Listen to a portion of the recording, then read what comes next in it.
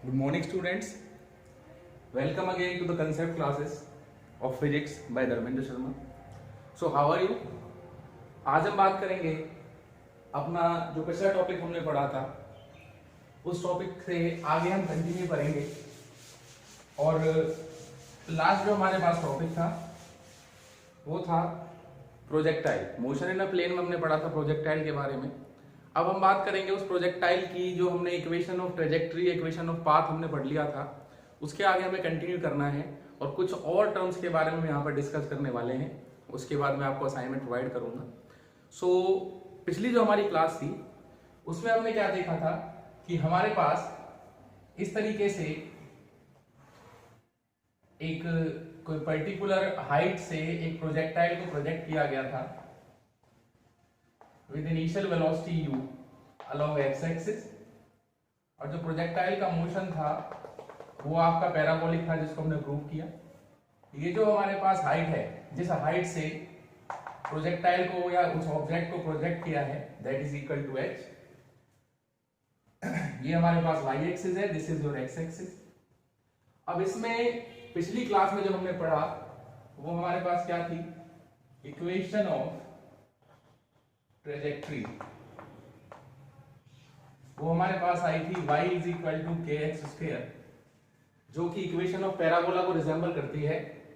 तो हमने यहां से कहा था कि जो प्रोजेक्टाइल है उसका जो पाथ है वो पैराबोलिक होता है।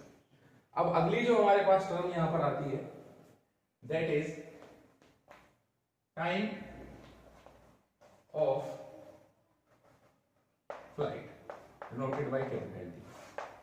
अब टाइम ऑफ फ्लाइट क्या है, यहां से आपने इस प्रोजेक्टाइल को प्रोजेक्ट कर दिया और यहां से प्रोजेक्ट करने के कितनी देर तक ये जो प्रोजेक्टाइल है वो हवा में है, या फिर आप कह सकते हैं कितना टाइम लगा इस प्रोजेक्टाइल को, इस ऑब्जेक्ट को यहां से सरफेस को टच करने में, that is called time of flight. तो टाइम ऑफ फ्लाइट को अगर मैं डिफाइन करता हूं तो टाइम ऑफ फ्लाइट की जो डेफिनेशन हमारे पास बनेगी वो होगी, it is the time during which an object is in flight और an object is in air. So time of flight जो हमारे पास है वो होता है वो टाइम जिस टाइम के लिए जो ऑब्जेक्ट है वो आपका किस में है, एयर में है या फिर फ्लाइट में, या फिर जितना टाइम वो ऑब्जेक्ट फेंकने के बाद अर्थ के सरफेस तक पहुंचने में लेता है, या फिर जिस भी सरफेस पर आप लेके चलेंगे वहां तक पहुंचने में लेता है, उसको हम बोलते हैं टाइम ऑफ फ्लाइट। अब टाइम ऑफ फ्लाइट निकालने के लिए हम क्या करेंगे, हमने पढ़ा था जो इक्वेशन हमारे पास मोशन की थी y एक्सिस के along y is equal to uyt plus half ayt का square as y is equal to h here, y किसके बराबर है, h के। तो इक्वेशन बनेगी हमारे पास h इज इक्वल टू, पिछली क्लास में पढ़ चुके हैं कि जो इनिशियल वेलोसिटी होती है y एक्सिस की, जब आप किसी प्रोजेक्टाइल को प्रोजेक्ट करते हैं किसी पर्टिकुलर हाइट से, तो जो इनिशियल वेलोसिटी होती है y एक्सिस के along that is equal to 0। तो uy की वैल्यू हमारे पास कितनी हो जाएगी, यहाँ पे 0 multiply by T plus half acceleration due to gravity is g and t का हो गया हमारे पास स्क्वायर। तो h is equal to half gt square. From this we have to calculate the value of t। यहाँ पर जो हमारे पास टाइम ऑफ फ्लाइट है उसको हमने कैपिटल T से डिनोट किया है, आप चाहे तो स्मॉल t से डिनोट कर सकते हैं, कोई इशू हमारे पास नहीं है। तो ये बनेगा हमारे पास 2h upon g, this is equal to t square and t is equal to under root 2h divided by g।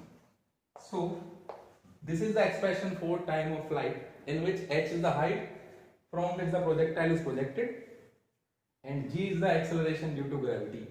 तो यहां से आप देख सकते हैं कि जो टाइम ऑफ फ्लाइट है वो इनिशियल वेलोसिटी ऑफ प्रोजेक्शन पे डिपेंड नहीं करता कि आपकी इनिशियल वेलोसिटी कितनी है जिससे आपने प्रोजेक्टाइल को प्रोजेक्ट किया है, that is only depend upon the height from which the projectile is projected and g is the acceleration due to gravity. So this is called time of flight.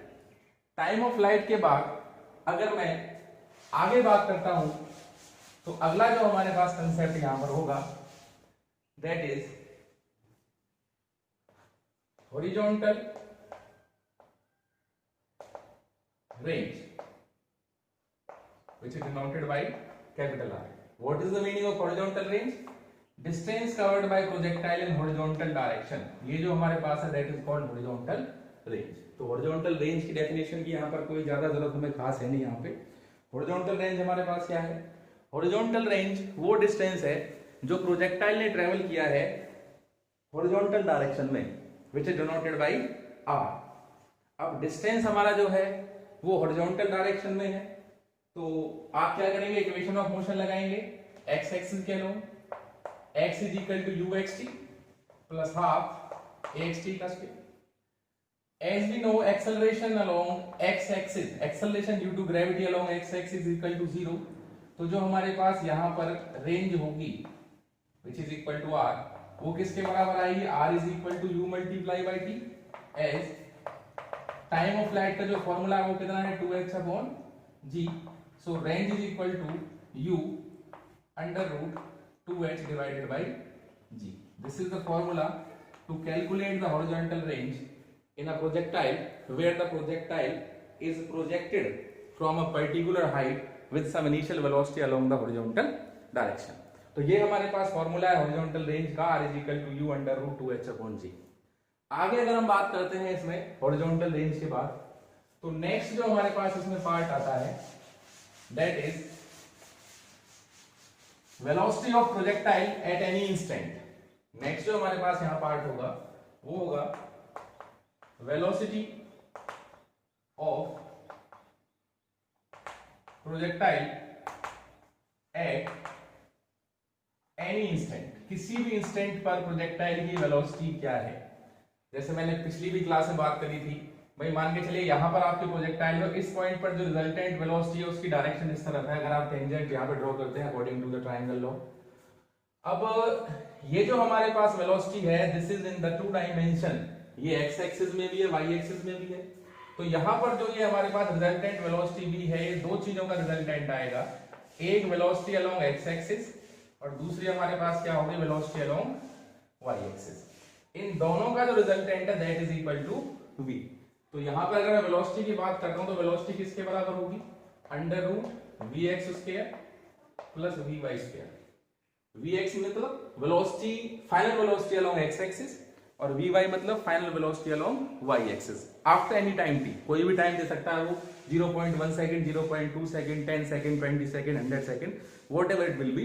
तो उस time पर जो velocity होगी वो आप कैसे निकालेंगे? अब हमें पता है as acceleration due to gravity along x axis is equal to 0 होगा। अब acceleration due to gravity x axis के along 0 है तो जो वेलोसिटी हमारे पास होगी वो आपकी चेंज नहीं होगी, तो जो फाइनल वेलोसिटी है वो इनिशियल वेलोसिटी के बराबर रहेगी, that is equal to u। ये हम पहले भी डिस्कस कर चुके हैं कि जब हमारे पास इस तरह का प्रोजेक्टाइल का मोशन है जहां पर आपने प्रोजेक्टाइल को किसी पर्टिकुलर हाइट से केवल हॉरिजॉन्टल डायरेक्शन में वेलोसिटी देके फेंका है, वहां पर हॉरिजॉन्टल डायरेक्शन की वेलोसिटी का कंपोनेंट कभी भी चेंज नहीं होता, वो कांस्टेंट रहेगा। तो इनिशियली भी u है और बाद में भी कितना रहेगा हमारे पास u। अब हम बात करते हैं वेलोसिटी अलोंग y एक्सिस। तो y एक्सिस के अलोंग वेलोसिटी क्या आएगी हमारे पास? वेलोसिटी अलोंग y एक्सिस के लिए आप इक्वेशन लगाएंगे v is equal to u plus at। y axis जाएंगे तो vy is equal to uy plus में ayt हो जाएगा बेटा ये। अब vy is equal to initial velocity along y axis 0 है, एक्सेलरेशन कितना है g और टाइम कितना है हमारे पास t। तो यहां से जो vy की वैल्यू आई that is equal to gt।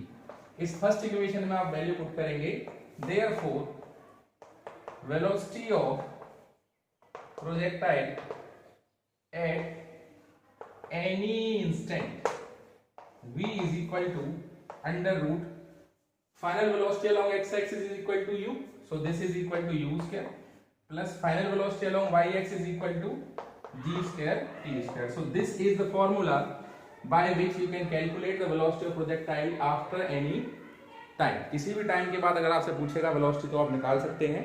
t यहाँ पर वो टाइम होगा जिस टाइम के बाद आपसे वेलोसिटी पूछी गई है। It may be 0.1 second, it may be 0.2 second, whatever it will be. तो ये हमारे पास बेसिक तीन फॉर्मूले हैं इस हॉरिजॉन्टल प्रोजेक्शन जो हमारे पास प्रोजेक्टाइल का है उसमें। One is time of flight, another is horizontal range and last one is the velocity of projectile at any instant. ये हमारे पास कंसेप्ट है बेटा प्रोजेक्टाइल का, जहां पर प्रोजेक्टाइल को हमने प्रोजेक्ट किया है with some initial velocity. Next जो हमारे पास क्लास होगी उस अगली क्लास में जो हम पढ़ेंगे वो क्या होगा उसके बारे में थोड़ा मैं आपको बेसिक आइडिया दे देता हूं। जो नेक्स्ट लेक्चर होगा हमारे पास lecture number 3, related to the projectile motion. वहां पर हम बात करेंगे एंगुलर प्रोजेक्टाइल की। एंगुलर प्रोजेक्टाइल का मतलब क्या होगा, इस तरीके से हमारे पास वही आपके कोऑर्डिनेट है एक्स एक्सिस और वाई एक्सिस, प्लेन हमारे पास है एक्स वाई प्लेन। तो अब क्या होगा, जैसे हम मान के चलते हैं, सपोज करिए कि यहां पर एक कैनन है, इस तरीके से ये कैनन है, ठीक है। अब इस कैनन से क्या होता है,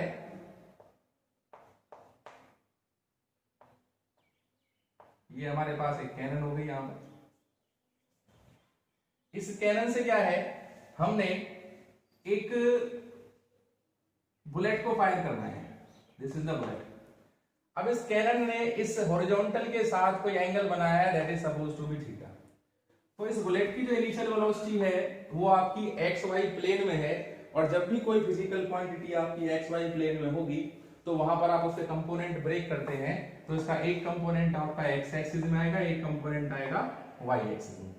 तो इस हॉरिजॉन्टल प्रोजेक्शन में हम देखेंगे कि पिछले वाले इस एंगुलर प्रोजेक्शन में हम देखेंगे कि पीछे जो हमने हॉरिजॉन्टल प्रोजेक्शन किया था वहां पर वाई एक्सिस में इनिशियल वेलोसिटी जीरो थी, मगर इस केस में वाई एक्सिस में इनिशियल वेलोसिटी आपकी जीरो नहीं होगी। कंपोनेंट ब्रेक करने पर ये बनेगी आपकी वाई एक्सिस के अलोंग यू साइन थीटा और एक्स एक्सिस के अलोंग यू कॉस थीटा।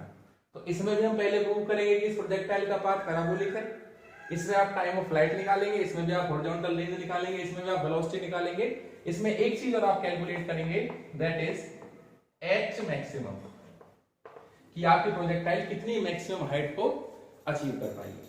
तो ये जो हमारे पास टॉपिक रहेगा इसको हम कवर करेंगे अपनी नेक्स्ट क्लास में। तो आज के लिए इतना ही।